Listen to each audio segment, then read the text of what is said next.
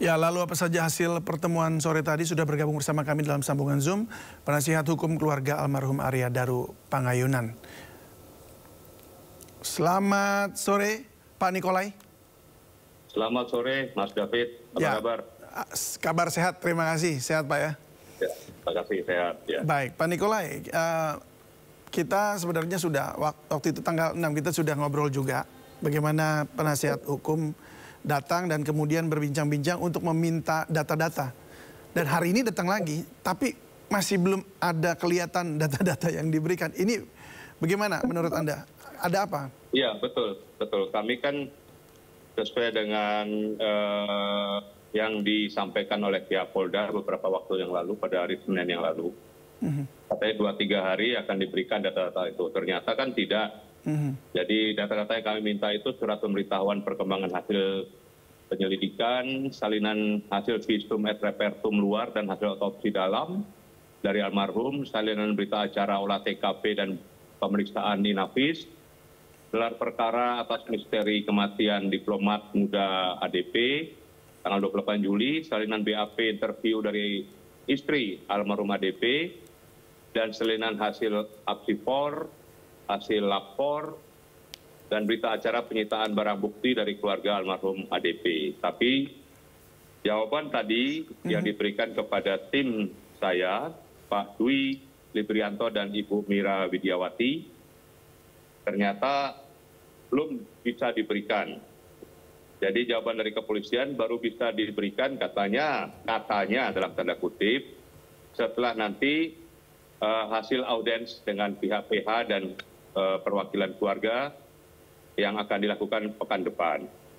Nah, namun ada beberapa hal yang perlu kami luruskan di sini, bahwa kedatangan dari tim PH tadi bukan kesepakatan, jadi sekali lagi bukan kesepakatan tapi permintaan atas data-data yang kami ajukan.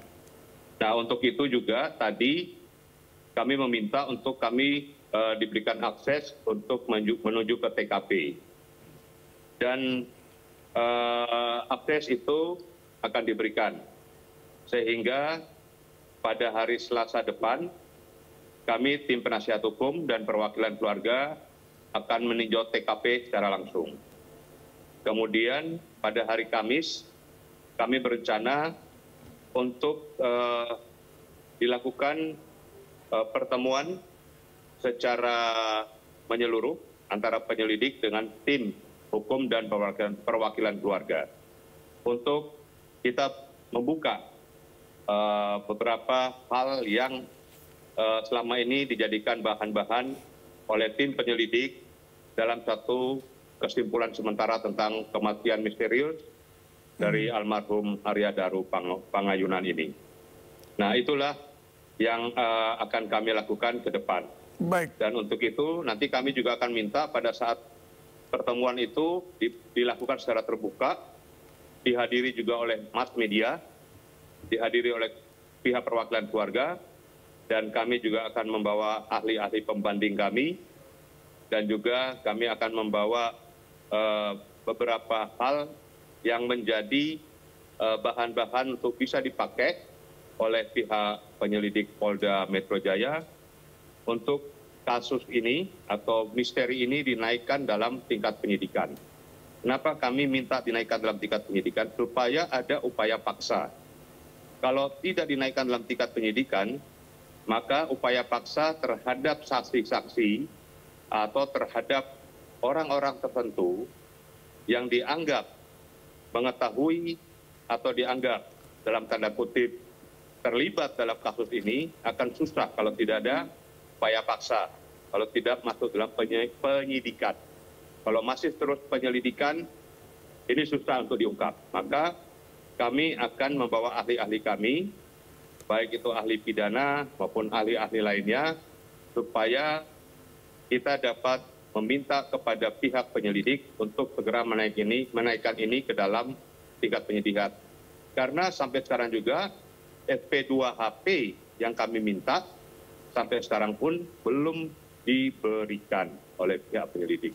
Ini yang menjadi kendala bagi kami. Alasannya belum diberikan oleh penyidik, apa Pak? Apa perkembangannya? Gimana, Mas? Alasannya belum diberikan oleh penyidik apa, Pak?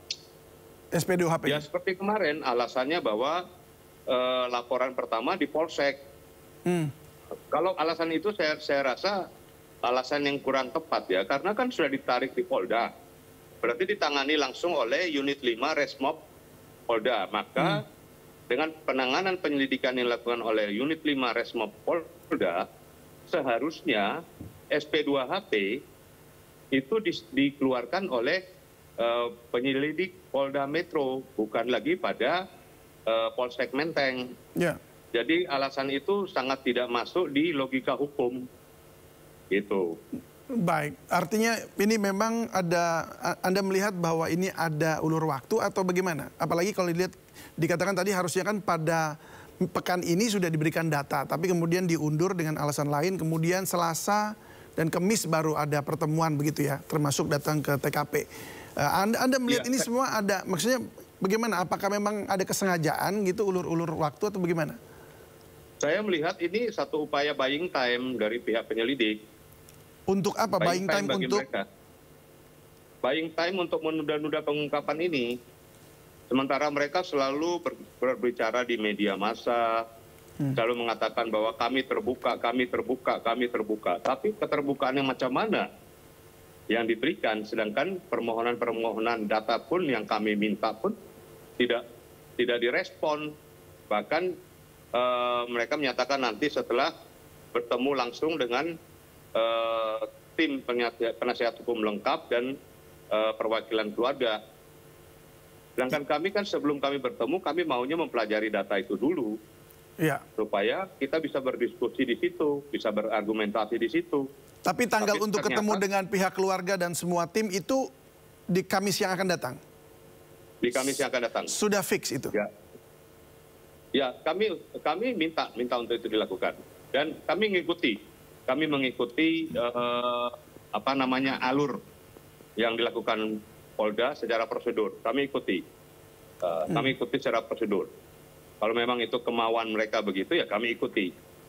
Baik, sementara untuk yang hari Selasa, untuk lihat ke TKP itu sudah dapat aksesnya? Ya, hari Selasa kami minta.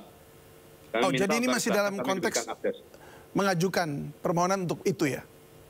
Ya, betul. Dan kami juga nanti akan menyampaikan bahwa agar akses untuk ke TKP itu harus terbuka. Terbuka dalam hal ini, media massa pun diperkenankan untuk masuk. Tidak boleh ada alasan bahwa pemilik kos menyangkut bisnisnya atau menyangkut apapun alasannya, sehingga dihalang-halangi. Tidak boleh. Kalau sampai berdasarkan permintaan pemilik kos dan itu dihalang-halangi, maka itu masuk klasifikasi menghalang-halangi penyelidikan. Dan itu tidak boleh. Kami kan pihak korban, kami perlu tahu TKP seperti apa.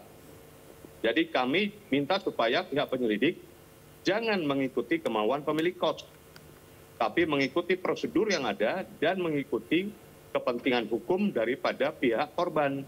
Ini masalah kepentingan hukum. Begitu. Dan juga kepentingan hak asasi manusia dari korban. Saya kira itu, Mas.